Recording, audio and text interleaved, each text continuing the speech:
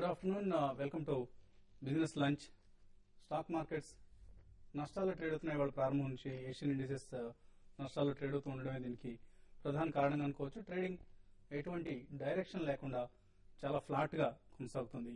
Nifty 5550కి దిగువన trade అవుతుంది, 5527 దగ్గర ట్రేడ్ అవుతుంది ప్రస్తుతం. అలాగే ప్రధాన కౌంటర్లు గమనిస్తే రిలయన్స్ ఇండస్ట్రీస్, ఓఎన్జీసీ ఈ రెండు నష్టాలు ట్రేడ్ అవుతూ ఉంటే Bharti Airtel, HDFC bank, SAIL, Infosys లాంటి స్టాక్స్ లో అమ్మకాల ఒత్తిడి కనిపిస్తుంది. సో క్రూడ్ ప్రైసెస్ క్షీణించాయి. దీంతో ఎయిర్లైన్ షేర్స్ స్వల్ప లాభాల్లో కనిపిస్తున్నాయి. మిగతా సెక్టర్స్ లో capital goods, FMCG, Anil Dhirubhai Ambani group stocks లో కొంతమేరకు కొనుగోళ్లు కనిపిస్తున్నాయి. లార్జ్ క్యాప్స్ పరిస్థితి ఎలా ఉంటే మిడ్ క్యాప్స్ లో Anjaneya life, VIP industries, Delta Corp, SBI, Coal India, Reliance Industries, Tata Motors ఇవన్నీ యాక్టివ్ గా ట్రేడ్ అవుతున్న కౌంటర్స్ లో ఉన్నాయి. అలాగే మిడ్ క్యాప్స్ లో Motherson Sumi, Punj Lloyd, Sterling International, Tata Investment Corporation ఇవన్నీ 4 to 6% పెరిగాయి. ఇదే సమయంలో KGN industries, financial technologies, Peninsular land ఇటువంటి స్టాక్స్ వీగా ట్రేడ్ అవుతున్నాయి. మార్కెట్ కండిషన్స్ పై మాట్లాడేందుకు అనలిస్ట్ సిద్ధంగా ఉన్నారు. సో ఎమర్జింగ్ మార్కెట్స్ లో కరెక్షన్ తప్పదు అంటూ జేపీ మోర్గన్ లాంటి బ్రోకింగ్ కంపెనీస్ అంచనాలు ప్రకటిస్తున్నాయి. సో ఇది ఇండియా కూడా వర్తించే అవకాశం ఎంతవరకు ఉంది? అంటే depends upon US QE3 programming పైన అండి. ఈ ఫెటాల్ కనుక నిన్న బర్నాన్కే గారు చెప్పినట్టు కనుక QE3కి వెళ్లకుండా బాండ్ పర్చేజెస్ ఈ మంత్ క్లోజ్ చేసేస్తామని అంటే కనుక డెఫినెట్లీ ఇండియా కూడా ఇమ్యూన్ కాదనమాట. ఇవాళ రేపు గ్లోబల్ డెవలప్మెంట్స్ ఏయైనా సరే కన్సర్టెడ్ గా ఒక డామినో ఎఫెక్ట్ పుట్ అవుతున్నాయి కాబట్టి మనకు కూడా డెఫినెట్లీ ఇంపాక్ట్ ఉంటుందని చెప్పేసి అనుకోవాలి. బట్ మోరోవర్ మన దగ్గర ఏంటంటే డొమెస్టిక్ లెజిస్లేషన్ కానీ డొమెస్టిక్ పాలసీ మేకింగ్ కానీ కాస్త ఎక్కువ గవర్న్ చేయొచ్చు. కాబట్టి మిగతా కంట్రీస్ కంటే కూడా మనం తక్కువ ఎఫెక్ట్ అవుతామని చెప్పేసి అనుకుంటున్నాం. మార్కెట్స్ వరకు వస్తే కనుక మార్నింగ్ నుంచి టైట్ రేంజ్ లోనే క్లోజ్ మూవ్ అవుతున్నాయి. Only last half an hour లో కాస్త సెల్లింగ్ కనిపిస్తుంది అనమాట అగ్రెసివ్ గా. 5520 దగ్గరే మేజర్ సపోర్ట్ ఉంది. 5520 కనుక బ్రేక్ అయ్యి దాని కింద క్లోజింగ్ ఉంటే కనుక end of the day definitely further weakness రేపటి వరకు స్పిల్ ఓవర్ అయ్యే పాసిబిలిటీ మనం రూల్ అవుట్ చేయలేం. అయితే గత 2 రోజుల నుంచి మిడ్ సెషన్ నుంచి or even later part of the day లో కాస్త మార్కెట్స్ రికవర్ అవుతున్నాయి కదా అని చెప్పేసి ఇవాళ ట్రేడర్స్ పొజిషన్స్ హోల్డ్ చేస్తే కనుక లాస్ట్ మినిట్ లో తిరిగి ఫ్రెష్ సెల్లింగ్ ఎమర్జ్ అయితే కనుక కాస్త ట్రాప్ అయ్యి కాస్త మార్కెట్స్ ఫర్దర్ ఎక్కువ వీక్నెస్ వచ్చే పాసిబిలిటీ కూడా రూల్ అవుట్ చేయలేము. ఎందుకంటే లార్జ్ ఆపరేటర్స్ ఈ సైకాలజీని కాస్త కేర్ఫుల్ గా వాడుకుంటారు కాబట్టి.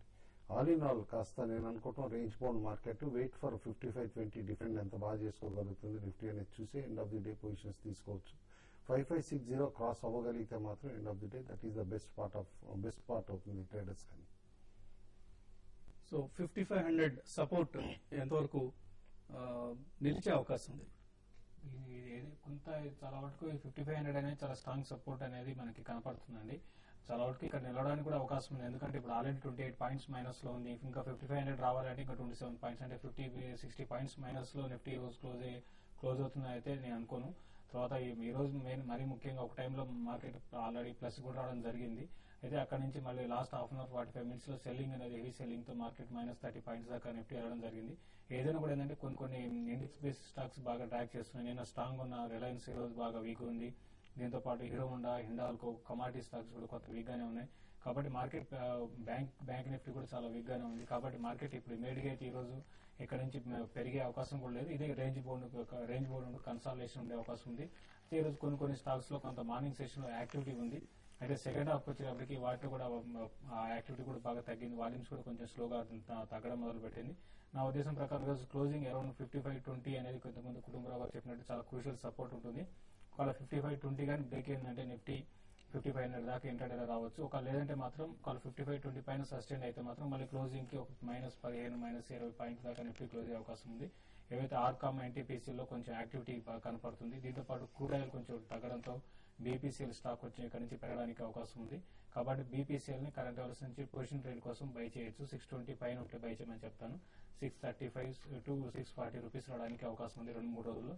దాంతో పాటు మార్నింగ్ ఇచ్చిన బీహెచ్ఎల్ బై చేయమని చెప్పాను. అది కూడా కొంచెం పాజిటివ్ ఉంది. ఇది కూడా పొజిషన్ ట్రేడ్ కోసం బై చేయొచ్చు. స్టాక్ స్పెసిఫిక్ యాక్షన్ కొనసాగుతుంది. Delta Corp, Dhampur sugars, DBLT, HCC, Tata global beverages, Bata India, Jubilant foods ఇవన్నీ మోర్ దెన్ 1 to 2.5% వరకు లాభపడటం గమనిస్తున్నాం. అలాగే సన్ టీవీ ప్రాఫిట్ బుకింగ్ కనిపిస్తోంది. లాస్ట్ 2 days గా ఈ స్టాక్ చాలా వరకు రికవర్ అయింది. ఇవాళ 2% నష్టంతో ట్రేడ్ అవుతుంది. అలాగే కమోడిటీస్ లో దాదాపుగా ఆల్ కమోడిటీస్ లో నష్టాలు కనిపిస్తున్నాయి. కమోడిటీస్ గోల్డ్ అండ్ సిల్వర్ గా చూసినట్లయితే ఆల్మోస్ట్ ఓపెనింగ్ చాలా నెగిటివ్ గా ఓపెన్ అయినాయి. ఆల్మోస్ట్ సిల్వర్ లో చూసినట్లయితే 950 పాయింట్స్ అండ్ గోల్డ్ లో చూసినట్లయితే 80 పాయింట్స్ డౌన్ తో ట్రేడ్ కావడం జరుగుతుంది. ఇంటర్నేషనల్ ప్రైస్ లో చూసినట్లయితే ఆల్మోస్ట్ $8 గోల్డ్ లో కరెక్షన్ రావడం జరిగింది. వన్ ఆఫ్ ద రీజన్ చూసినట్లయితే కరెన్సీ ఇండెక్స్ బాగా ఇంప్రూవ్ అవడం 0.12% గ్రోత్ కనిపించడం జరిగింది. అదేవిధంగా క్రూడ్ ఆయిల్ లో కానీ మనం చూసుకున్నట్లయితే ఓవరాల్ గా డాలర్ లో కానీ మనం చాలా సపోర్టివ్ గా ఉంది. అయితే ఓపెక్ తీసుకున్నటువంటి నిర్ణయం $5 lakh డైలీ ప్రొడక్షన్ ఇంప్రూవ్ ఏదైతే ఉందో దాంతో కొంత నెగిటివ్ ఇంపాక్ట్ క్రూడ్ ఆయిల్ లో వచ్చిందని చెప్పాలి. దాంతో కొంత కరెక్షన్ కి గురవుతుంది. అయితే 4,350 రేంజ్ లో బాగా స్ట్రాంగ్ సపోర్ట్ రావచ్చు అని చెప్పేసి చెప్పొచ్చు. ఇక మేజర్ గా అగ్రి ప్రొడక్ట్స్ కానీ మనం చూసుకున్నట్లయితే అగ్రిలో మేజర్ పెప్పర్ బాగా పెర్ఫార్మ్ చేస్తుందని చెప్పొచ్చు. ఓవరాల్ గా అగ్రి ప్రొడక్ట్స్ లో టర్మరిక్ అండ్ పెప్పర్ పాజిటివ్ గా ట్రేడ్ అవుతున్నాయి. ఇక బేస్ మెటల్స్ చూసినట్లయితే ఈ రోజు ఆల్ బేస్ మెటల్స్ చాలా నెగిటివ్ గా ట్రేడ్ కావడం జరుగుతుంది. ఓవరాల్ గా కూడా మైనస్ లో ట్రేడ్ అవుతుంది. అయితే కాపర్ గా మనం చూసినట్లయితే 404 రేంజ్ లో సపోర్ట్ వచ్చే అవకాశం ఉంది. ఆ రేంజ్ నుంచి ఆల్మోస్ట్ 411 దాకా రావడానికి అవకాశం ఉంది. ఓకే అండి. సో కొంతమంది కాలర్స్ ప్రస్తుతం లైన్ లో ఉన్నారు. శ్రీనివాస్ గుంటూరు నుంచి. శ్రీనివాస్ గారు సార్ చెప్పండి. శ్రీనివాస్ గారు నిన్న క్లోజింగ్ లో బ్యాంక్ నిఫ్టీ బై చేశానండి జూన్ ఫ్యూచర్స్. అది ఏం చేయమంటారో అడుగుదాం. బ్యాంక్ నిఫ్టీ సిరీస్ లో ఎలా ఉంటుంది నిన్నటి లెవెల్ నుంచి? బ్యాంక్ నిఫ్టీ అయితే ఇప్పుడు మనం గమనిస్తున్నామండి. లాస్ట్ ఒక 1 week నుంచి కొంచెం అప్ ట్రెండ్ కి వచ్చి అయితే లాస్ట్ 2-3 ట్రేడింగ్ సెషన్ లో కొంత వీక్ గా ఉందండి. మీరు చూస్తే ఐసిఐసిఐ బ్యాంక్ ప్రధాన కారణం అని చెప్పొచ్చు. ఐసిఐసిఐ బ్యాంక్, యాక్సిస్ బ్యాంక్ లాంటి స్టాక్స్, హెచ్డిఎఫ్సి బ్యాంక్, ఇవి మెయిన్ ఈ 4 బ్యాంకులు వీక్ ఉంటే బ్యాంక్ నిఫ్టీ పెరగదండి. కాబట్టి బ్యాంక్ నిఫ్టీ ఇప్పుడున్న మార్కెట్ లో కొంత వీక్ అనే చెప్పాలి కంపేరిటివ్ నిఫ్టీ. మీరు అయితే ఇప్పుడు ఇక్కడ ఈ కరెక్షన్ ఎంత వరకు ఉంటుందని చూడాలండి. ఒకవేళ 5500 కానీ సస్టైన్ అయితే మీరు హోల్డ్ చేయండి నిఫ్టీ. బ్యాంక్ నిఫ్టీ ఒకవేళ నిఫ్టీ కానీ 5500 బ్రేక్ అయిందంటే బ్యాంక్ నిఫ్టీలో మోర్ సెల్లింగ్ అనేది రావచ్చు. కాబట్టి ఆ లెవెల్స్ 5500 కీ లెవెల్ గా చెప్తానండి. 55 బిలో ఉంటే మాత్రం బ్యాంక్ నిఫ్టీని ఎగ్జిట్ కండి, లేదంటే మాత్రం బ్యాంక్ నిఫ్టీని హోల్డ్ చేయండి. నెక్స్ట్ కాలర్ మాధవి హైదరాబాద్ నుంచి. మాధవి గారు గుడ్ ఈవినింగ్ అండి. Good afternoon. గుడ్ ఆఫ్టర్నూన్ అండి. సారీ చెప్పండి. కుటుంబరావు గారితో మాట్లాడాలనుకున్నాను. అడగండి. జేఎస్డబ్ల్యూ స్టీల్ 500 షేర్స్ 1400 రేంజ్ లో కొన్నామండి. అది ఎందుకు పైకి రాలేకపోతుంది? 1000 నుంచి 1000 కూడా రాలేకపోతుంది ఎందుకని? సో మీరు 500 షేర్స్ కొన్నారు 1400 రూపీస్ లో. ఎటువంటి రీజన్ తో తీసుకున్నారు? స్టాప్ లాస్ ఏం పెట్టుకోలేదండి. ఓ ట్రేడింగ్ కోసం సడన్ తీసుకున్నారు. ఫాల్ వచ్చింది అందులో. ట్రేడింగ్ కోసం తీసుకున్నారు. అవునండి. ఓకే అండి. అంటే సడన్ ఫాల్ ఏం లేదండి. గ్రాడ్యువల్ గా లాస్ట్ ఫ్యూ మంత్స్ లో కంటిన్యూస్ గా వీక్నెస్ జనరేట్ అయిందనమాట జిఎస్డబ్ల్యూ గ్రూప్ స్టాక్స్ అన్నిట్లో కూడా. ఎందుకంటే కాస్త ఫ్రంట్ ఎండ్ ఫండింగ్ ప్రాబ్లమ్స్ వస్తున్నాయి అని చెప్పేసి, అండ్ వీళ్ళు అనుకున్న 2-3 ఎక్స్పాన్షన్స్ కూడా ఇన్ టైం అవ్వకపోవచ్చు అని చెప్పేసి, అండ్ ఓవరాల్ గా మెటల్ సైకిల్ కూడా డౌన్ టర్న్ అనమాట. అందుకని వాల్యుయేషన్ తగ్గింది. బట్ నేను అనుకోవటం మీ ప్రైస్ కూడా వచ్చే పాసిబిలిటీ రూల్ అవుట్ చేయలేం. But it may take another 12 months to 16 months అనమాట. ఎందుకంటే ఫండమెంటల్లీ టోటల్ టాటా స్టీల్ ఇదే లార్జెస్ట్ కంపెనీ అని చెప్పేసి అని అనుకోవచ్చు మనం. ఇన్ఫాక్ట్ ప్రైవేట్ సెక్టర్ లో or even close to Tata కూడా అనమాట. Just around couple of 1000 tons difference ఉంటుంది. నన్ను అడిగితే హోల్డ్ చేయమని చెప్తానండి. యాజ్ ఆఫ్ నో లాస్ అయితే బుక్ చేయొద్దు. బట్ ఎట్ రైట్ టైం మీరు యావరేజ్ చేయగలిగితే, అంటే most probably next quarter result చూసి స్టీల్ సైకిల్ అప్వర్డ్ ఉంటుంది అని అనుకున్నప్పుడు యావరేజ్ చేయగలిగితే కనుక క్విక్ ఎగ్జిట్ వచ్చే పాసిబిలిటీ ఉంటుంది. యాక్చువల్గా మీరు స్టాప్ లాస్ గురించి అడిగారండి. స్టాప్ లాస్ దశను దాటిపోయింది ఇది. మీరు 1400 లో కొన్నారు, 930 ఉంది ఇప్పుడు. సో మేబీ హోల్డ్ చేయండి విత్ ఆప్టిమిజం. అలాగే రిలయన్స్, ఓఎన్జీసీ ఇవాళ 2 స్టాక్స్ లో కూడా అవే ఇండెక్స్ ని డ్రాగ్ చేస్తున్న స్టాక్స్ కూడా చెప్పుకోవచ్చు. ఎందువల్ల వీటిలో వీక్నెస్ వస్తుంది? ఇవాళ ఒక న్యూస్ పేపర్ లో వచ్చిన ఆర్టికల్ ని బట్టండి, మింట్ మ్యాగజైన్ లో అనమాట. Reliance industries the D6 basin ఏదైతే ఉందో, కేజీ బేసిన్ లో main production centre gas the, దాంట్లో ప్రొడక్షన్ లెవెల్స్ చాలా డ్రాస్టిక్ గా పడిపోతున్నాయి. రిలయన్స్ ఇన్ఫాక్ట్ మినిస్ట్రీ మీటింగ్ లో అడ్మిట్ చేసింది May 1st week అని చెప్పేసి క్లియర్ గా ఇచ్చారు.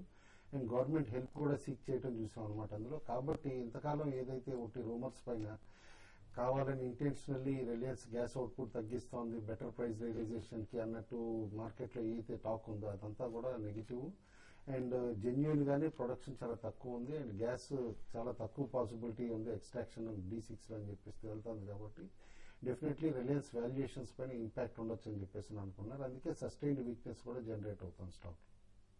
ఓకే అండి. సో ప్రస్తుతానికి అవాయిడ్ చేయమంటారు రిలయన్స్ లో పొజిషన్స్? డెఫినెట్ అండి. ముందు నుంచి లాస్ట్ టైం ఏజీఎం అప్పుడు కూడా మనం చెప్పాము ఒకటి షార్ట్ టర్మ్ అప్వర్డ్ మూవ్ రావచ్చు కానీ but down side 820, 840 definitely rule out చేయాలి.